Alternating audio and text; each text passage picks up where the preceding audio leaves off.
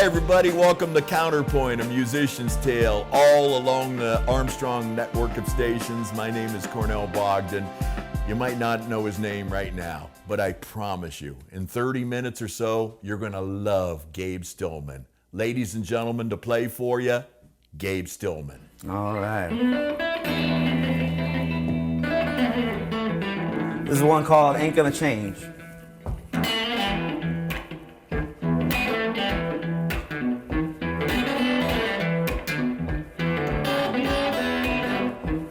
I ain't gonna change. Ain't gonna change what I'm all about.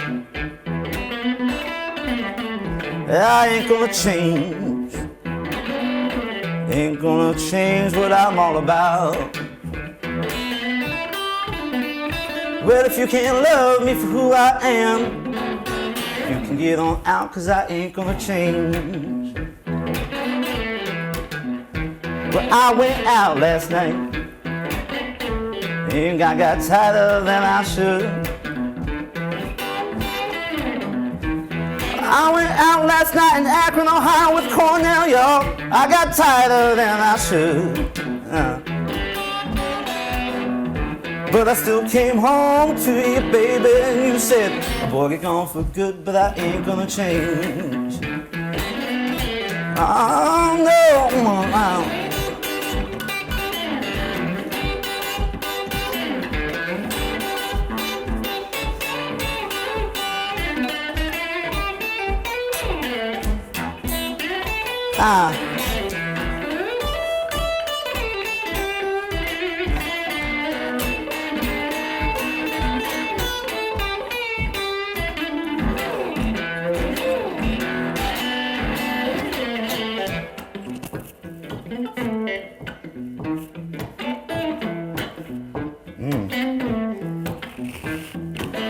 You know, Cornel, I wrote this song quite a while ago.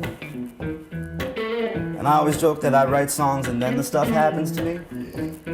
So I think I was 19 when I wrote this song. And the title of the song is Ain't Gonna Change.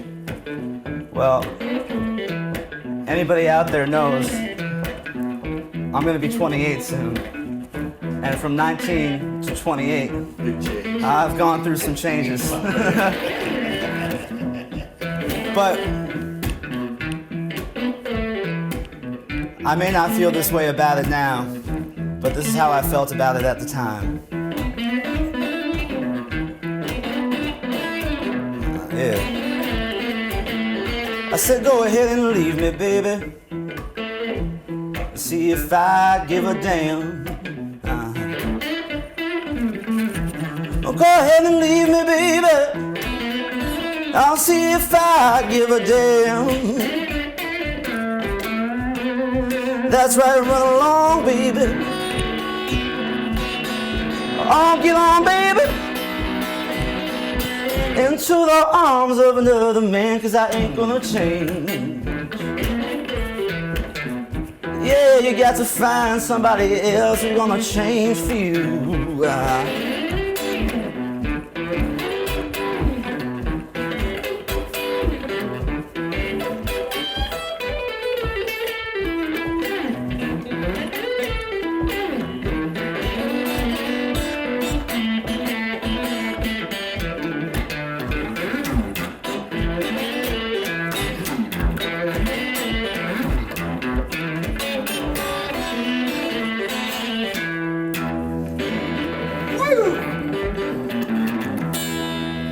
Rockin'.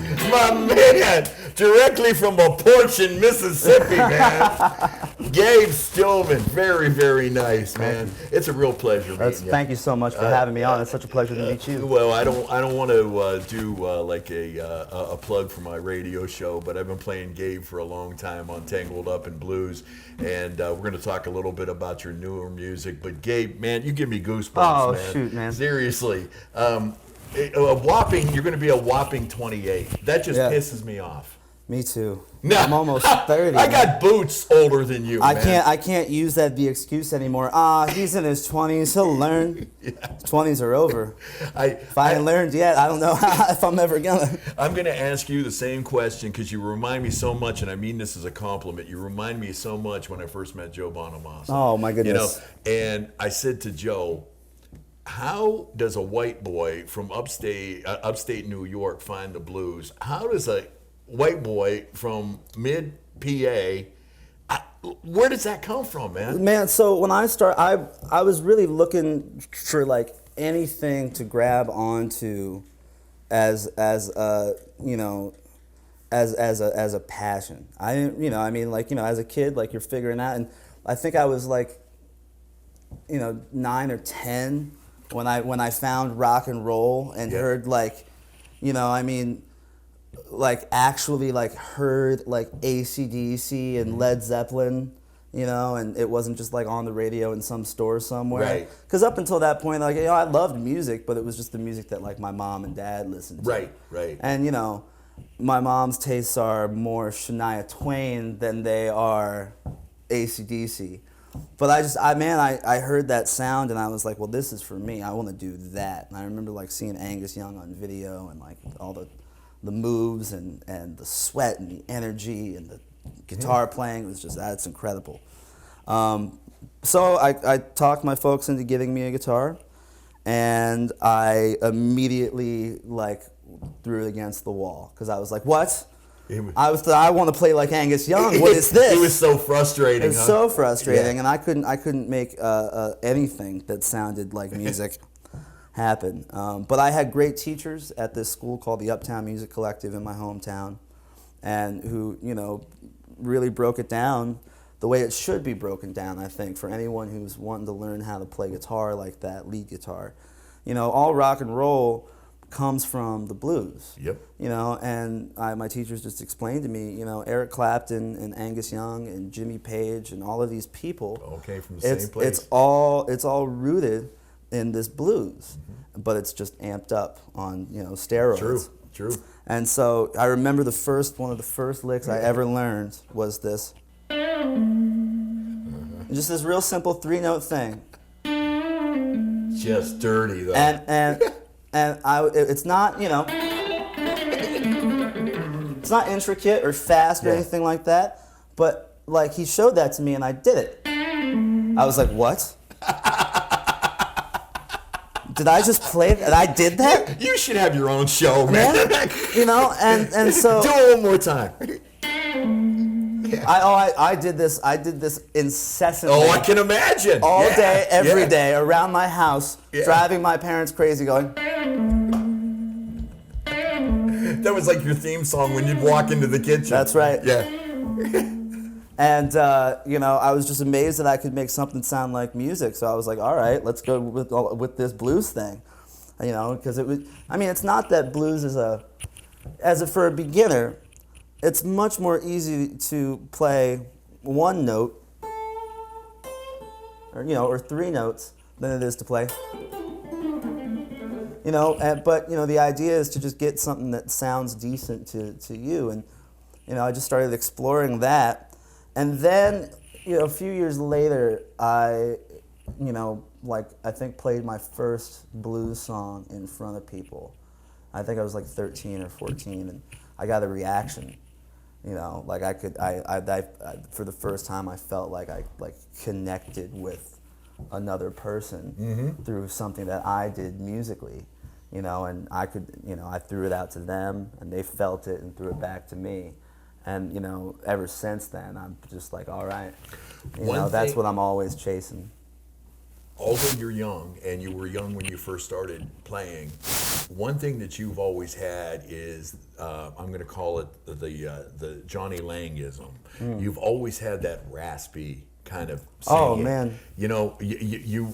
A lot of younger blues artists, and I won't mention any, they start off at one octave and they eventually come into their voice. You've always had like I wouldn't say always. well, I'll tell you what, your singing voice, you know, even when I go back and listen to your early stuff, you're singing. Where did that come from? You know, really, it came out of a lack of knowing how to sing. Okay. You know, so it was more just shouting, and then over time, the shouting has just gotten more in tune, Yeah, more in pitch. That's the talking about artists. You know, B.B. King, one of the most influential guitar players of all time.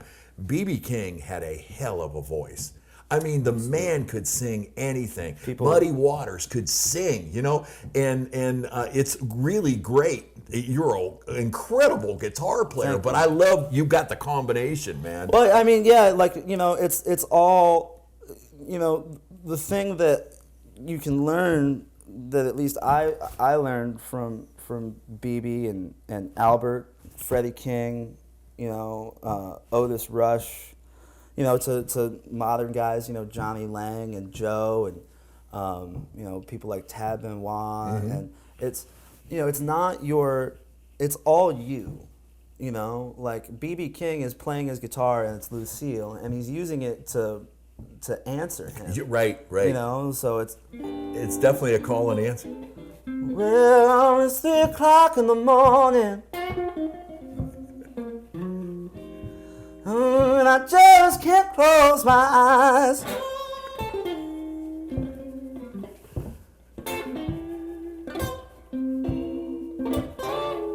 It's 3 o'clock in the morning. Yeah, right. You know, it's all that stuff. Call and response. Yeah, call and response. A lot of folks don't realize this. I think the only other person who's been on this show, and we've had a lot over the years, that's ever went to Berkeley is Norman Nardini and this man. Pittsburgh. Yeah, you know, and you went to Berkeley. I and did. You graduated within 2.5 years. Yeah. Now, that is something for your resume, man. I mean, you know, that doesn't mean that I was like some kind of whiz kid But or anything. still, like that is I impressive. went to I did extra classes. You know, I'm a country boy from Williamsport, Pennsylvania. I'm not a Bostonite, you know. So you wanted out. Yeah, out of the city. Get through and, you know, get done. And out of the city, you know, bright lights, big city. They can go to my head pretty quickly. So, we're talking about the Billtown Blues Festival. A lot of folks, if you haven't experienced it yet, it is just one of the most incredible festivals in the country. And you started off as a volunteer? Yeah, that was another big influence on me of getting into blues music and roots music is, you know, from, I think the first year I volunteered was 2009, and I would have been like 12. How old am I? Yeah. 67? 13. Yeah. Something like that. I remember I was young and, you know, I was backstage volunteering and helping the artists load their gear up, you know, and get ready to go on. You were already playing guitar. Yep. And already, you know, kind of getting into, you know, playing blues and stuff. And, you know, I remember just getting to meet all of these incredible people. You know, Johnny Winter and, you know, Bernard Allison, you know, J.P. Soares, Wow. you know, people who are still on the scene, Yeah. and people who have you know since passed away, and Charlie Beatty, you know, just the you know people who have really been the giants and the champions of the blues, and you know, Billtown always has an incredible lineup and a great mix of, you know, local, regional, national, international. Bands coming through, and just having that opportunity to hear all of that music and experience that festival from an early age, and just get that exposure to not only what it's like to be an audience member, but like, you know, I can see it anytime I close my eyes and try to picture it, standing on stage behind the curtain, you know, watching the band play from the back. And watching all the people out in the crowd, you know, be having just a ball and just this incredible sound. That immediate response. Yeah, and then, like, you know, going on the green room at Billtown is underneath the stage. So, you know, going down there and, you know, seeing the musicians interact with one another and just, like, You know, just always kind of like, oh man, like, that's the cool, that's the cool kids club. I want to be in that club. Let's talk about your playing a little bit. Do you never use a pick? Oh, I use a pick. Yeah, but okay. Now, what is this? Explain to the masses out there, what is this style that you're playing without a pick? Whatever. Are you actually picking the strings? Or? Yeah, it's you know, if you watch like there's so many different ways to do it, and everybody has their own interpretation. I'm gonna plug my friend Joe Rosen's book Blues Hands. He's an incredible photographer, and it's a book of just guitar players and harmonica players, piano players, singers with just their hands. Nice. And like, you know, it's really interesting how hands can tell the story. You know, if you watch the way that, you know, John Lee Hooker would hold his guitar, or Hound Dog Taylor with, you know, his 7 fingers. Or, he's not kidding. Hound Dog Taylor had 6 fingers. Had 6 fingers on each hand. Yep. You know, there's a uniqueness to it, and you can kind of see, like, you know, the sound that the guitar is making is a reflection of like what you're doing on it physically.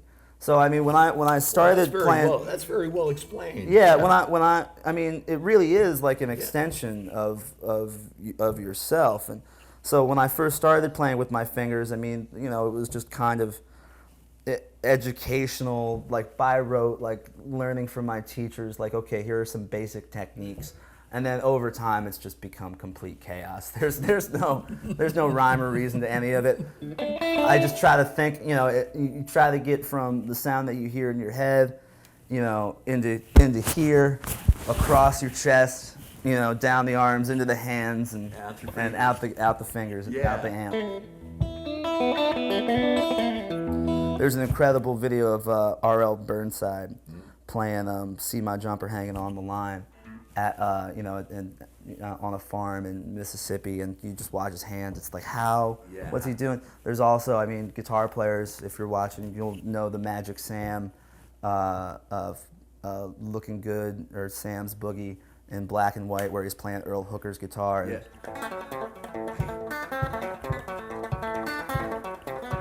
And, and the camera gets real close up on his hands, and it looks like he's just going like this. You're like, how is that sound coming out? How is that doing it? And, you know, I don't know, man. That's the magic of it. You grabbed one of these old souls, I have a feeling. Oh, man. That is, you know, I can't believe that when someone dies, you just put them in the ground and that's it. I don't go that. I think that soul pops out. You grabbed yourself an old soul somewhere, man. Yeah, do you feel that way? Maybe. I mean, I've gotten that comment a lot, and you know, I don't know. We like what we like, and we're drawn to what we're drawn to. I mean, I'm drawn to a lot more than just blues. Oh, yeah. You know, I mean, I am a millennial, and I do listen to the hip hop and the punk rock and all the stuff. But you know, I mean, it all they're just whatever kind of reaches you. And you know, what has always attracted me to blues and other American roots music is just, you know, it's about being authentic. It's about being real, and the songs are about real things. And it's, you know, it's just, I don't know, that the connection that you can have to somebody when they sing or play about something that they're really feeling, you know, and you can relate to it and tap into that. And I mean, there's, you know, that's the stuff about being human that is, you know. Well, you were bringing up your mom and Shania Twain. That's why country's still so big, you know. And you know, nothing against nowadays pop music, but it's so nice to see a young guy with a guitar. You can listen to a pop radio station for 2 hours. You'll never hear a guitar. You hear it on you know, a classic rock station, you hear it on a country station, and you definitely hear it on a blues station. Sure. So, or if you do hear a guitar, it's more like, you know, a ukulele thing in the background, just kind of playing. You know, so thank goodness, you know, you're and I brought this up to you off camera before we started. Do you feel pressure like you're carrying a torch? Because you are, man. Well, you know, and there's a lot of young players out there, and you guys are all got your own little niche, and it's so cool. But do you feel some responsibility? They say that, and you know, I just think that you know, really where we're responsible is to just always be genuine and real as musicians and artists and songwriters. And I think that in order for music like blues and soul music and music that is about the real stuff to continue on, that we have to sing about things that are honest and true for us. I don't sing songs about being black in Mississippi because that's not, I don't write those songs. I don't write songs about bad whiskey or how I was born to play the blues or things like that, because I think that that's all been done. And there's a lot left to say. I mean, anybody who says in 2023 we don't have any blues out there in the world is just lying to themselves. Well, this was using a radio term. That was a great segue, man. No, thank you. And let's go right into some of your new stuff. Okay, yeah. I want to hear like the latest and greatest from Gabe Stillman. I want to hear what the people are gonna be getting their hands on and their ears on here shortly. Yeah, I'm really excited about this next record because it's diverse like my last record, but it's still really rooted in blues. And let's see, do we want to go with? We're here with Cornel. Let's go with the song that's probably going to be the radio. Okay, song. the one I'm gonna be playing on the show. Let me hear what it's gonna sound like. All right? I don't think I've ever played this song by myself. All right. So we're gonna see how this goes. This is a sweet one called. Greg is really good at editing. So okay. This is a sweet one called "Yesterday's Donuts." All right.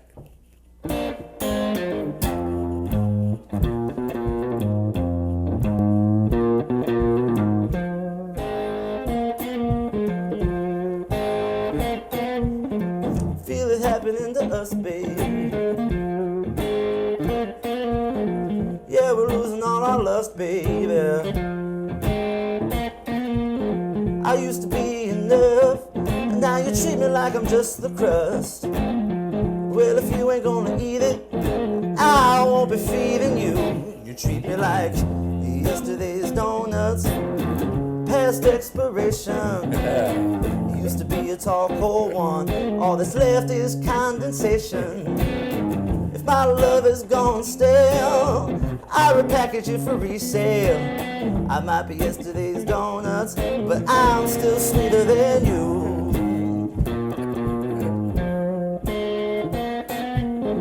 Now I won't miss your kiss, baby. I can lick my own lips, baby. Ain't it funny how the flavors twist, and my life is more delicious. Yeah, my world's made of cake, and I'ma eat the whole thing too. Yes, sir. Yesterday's donuts, past expiration. Used to be a tall, cold one. All that's left is a condensation. If my love is gone stale, I'll repackage it for resale. I might be yesterday's donuts, but I'm still sweeter than you. Here comes my favorite part of the song, Cornel. Man, this is awesome. You're gonna have to clap with me. Hey. Well, it's funny how I got more money. Hey. She took the sugar, but I kept the jelly. I said New York cream, Boston cream, crispy, crispy, crispy cream. Yeah.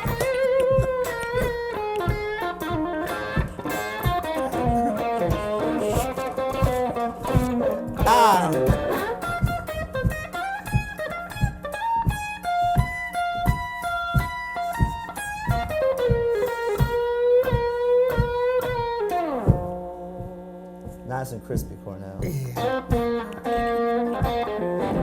What you say's the matter, baby? You wish we were still happy, baby. Well, no. Let's try that again. Well, what you say's the matter, baby? You wish we were so happy, baby. Well, I ain't the one who lost the thrill, and you can't cry over the mess you spill.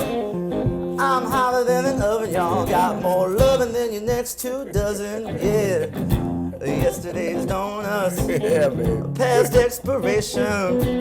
You used to be my tall, cold one, but all that's left is your condensation. If my love is gonna stay, well, I'll be repackaging for resale. I might be yesterday's donuts, but I'm still sweeter than you. Yes, I'm still sweeter than you. Well,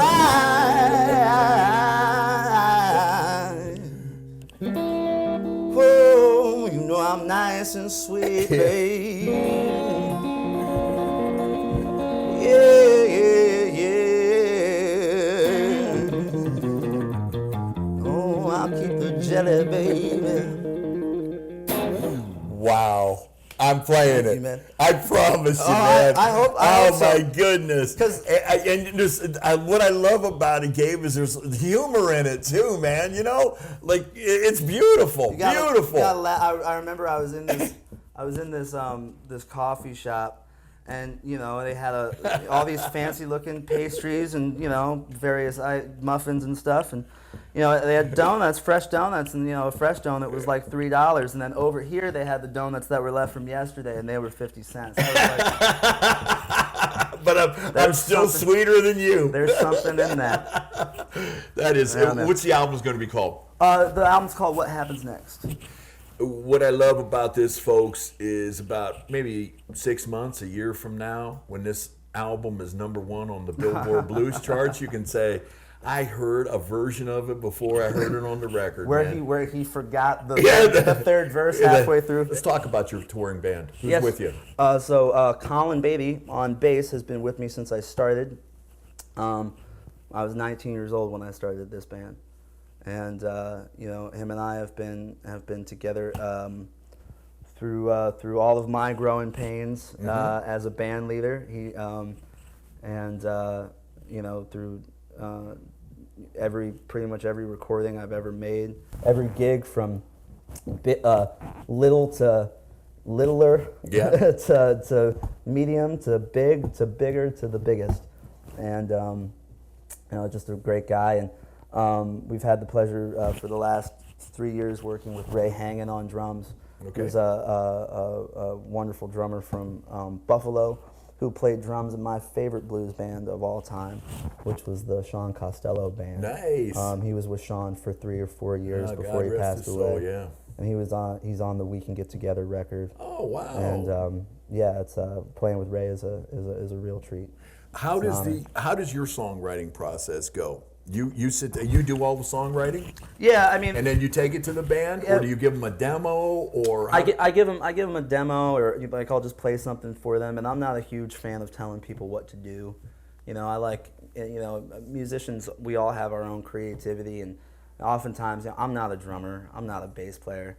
I'm not going to tell you what to do. Anything I tell you what to do, you know, is probably not going to be as good as what you hear in your head. Right. You know, because I haven't sat down and dug through every Duck Dunn and James Jamerson bass line like Colin has. Yes. And I haven't studied every different kind of shuffle that there is out there, like Ray has. So why would I tell them how to play, what to play? Now at the same time, they're not going to tell me how to play, But so my writing pretty much, it all comes from, I mean, there are several different ways that a song will manifest, but it really all starts with a feeling. Mm-hmm. There's just something that I've got to put into words. We're being in a donut shop. Yeah, you never know. Seriously, making light, but you never know where you're going to get the inspiration. Here's the thing: if I hadn't had been, having a case of the ex-girlfriend blues at the time, I wouldn't have looked at Yesterday's Donuts as being a metaphor for that. So it's all circumstantial and situational, and it really is all feeling based. And if you have your antenna up and you're just like looking around for anything that might pop out, I mean, nobody really reads the newspaper anymore, but I'll read the newspaper and flip to some random article, and there's some stories, especially down in Florida. Read those Florida newspapers. There's lots to write about down. I'll give you a Youngstown newspaper one time. Hey, right on, man. I have to ask this question, especially someone like you're energetic, you're full of life, you're constantly moving. What did you do during COVID? How did you handle lockdown? Was it good for you or bad for you?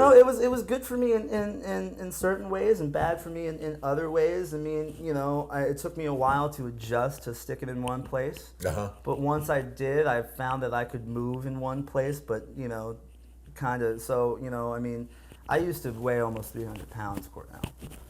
So, really? Yeah, I used to be a pretty big guy. And, so the pandemic kind of gave me an opportunity to get that together. Wait a second. Before the pandemic, yeah, really? Yeah. Well, I was at my heaviest. I mean, at 285 or something like that. Oh my goodness. Yeah. Well, you look great, dude. Hey, thanks, man. You look like a model. Oh, get out of here. Well, I'm sure you look like a model at 300 pounds, but so that cut you didn't have the COVID-19 put on 19 pounds. You went the other way. I tried, yeah. Yeah. I mean, well, at first, it definitely started that way, but, I mean, it got to a point where, I don't know, I didn't feel so good. Yeah. And being unhealthy, especially not being able to do this, really kind of having no outlet, was man, I needed to do something positive for myself, and so that's what I did. Being in radio for as long as I have, I always knew that coming out of this, the music was going to be great. And I don't care what kind of music you're into, rap, country, there is some great releases, blues, and I love my artists tortured. There's nothing better than a tortured artist. Happy artists, okay. But when you got something like when you're a caged animal, yeah, and you want out, great songs happen. And it sounds like you went through a breakup at the same time, too. I mean, well, that's my first record came out like at the end of the pandemic, sort of. Okay. So that was pre this situation. Okay, gotcha. But yeah, I can understand about the tortured artist thing. I mean, one of the things that I think people are so attracted to in music or in art, what is it about tragedy that appeals to us? And it's because we all have to deal with it, and it's catharsis to live through it with somebody else. It helps us heal. And if you're really good, I mean, if you're B.B. King, and you're doing what you're able to do for people, which is no matter who you are, bring you in.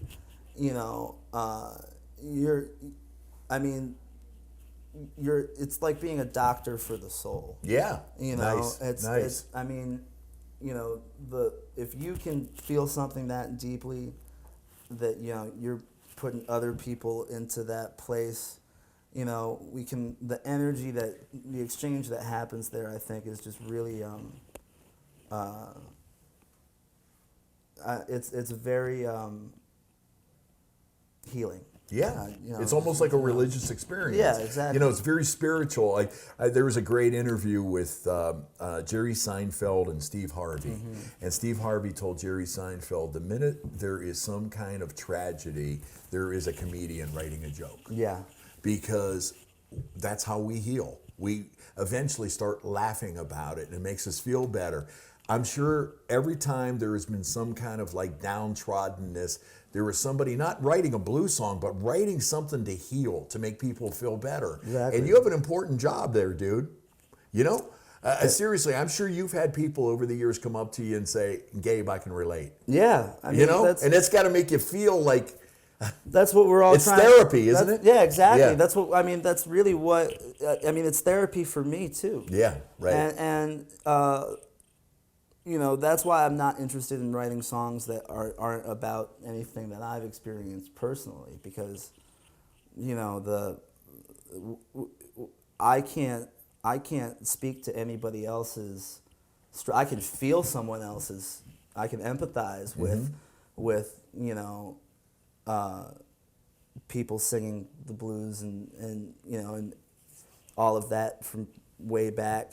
You know, and you know, just the place that the place of pain that the blues comes from. I can empathize with it, but there's no way that I'll ever be able to know it really with my own eyes. Sure.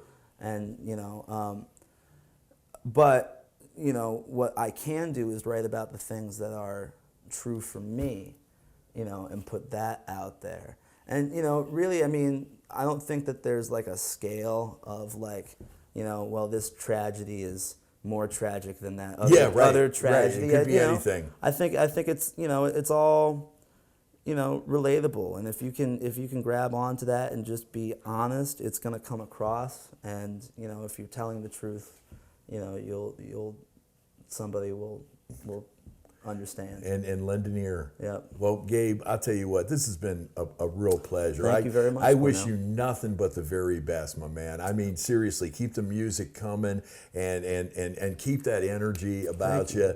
And leave us with a Gabe Stillman. And once again, folks, you'll see it rolling on the bottom of the screen. His website is gabestillman.com. Check it out. There's some great videos on there. You can order merchandise on there. You can find out where Gabe is playing, and you can find out about his new album coming out here soon. But give us something to send us home with. This is going to also be on the new record, and this is you know, kind of the perfect song to play for what we were just talking about. Okay. This is you know, I don't really know what this is. It's, you know, not really blues. It's not really anything. I guess it's just me. It's just a great song. This is called Someone in My Mirror. All right.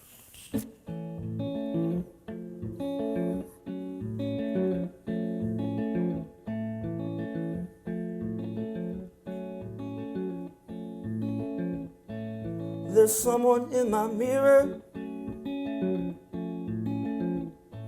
I can tell that he's in pain. He don't look too familiar, but somehow I know his name. He copies every move I make.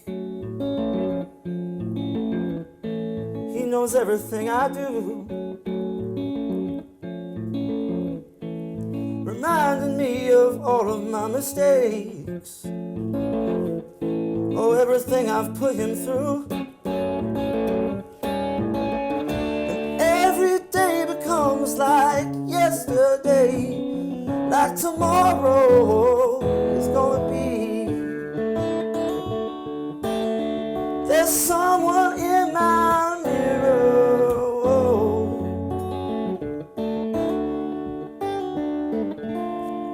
I can't believe it's me.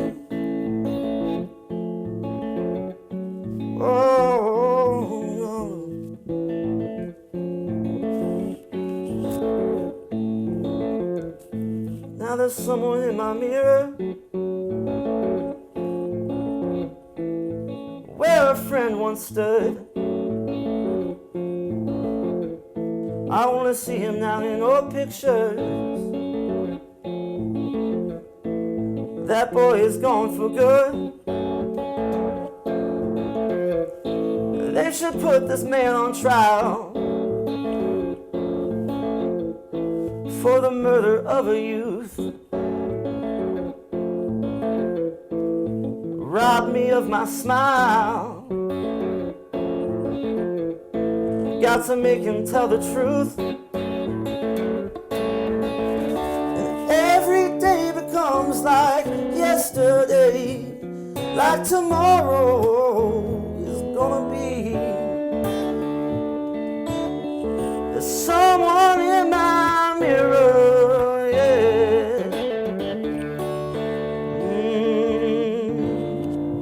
Is that really me?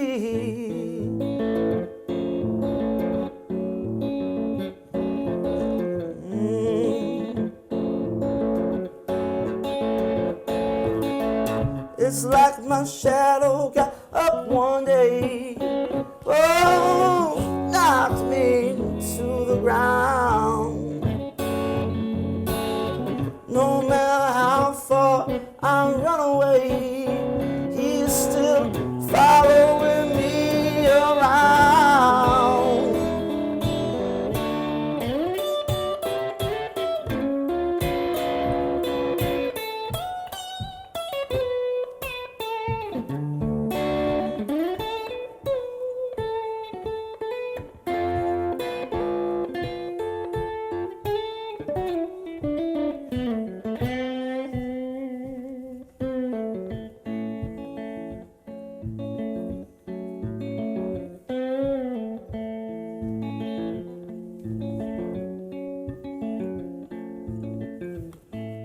There's someone in my mirror,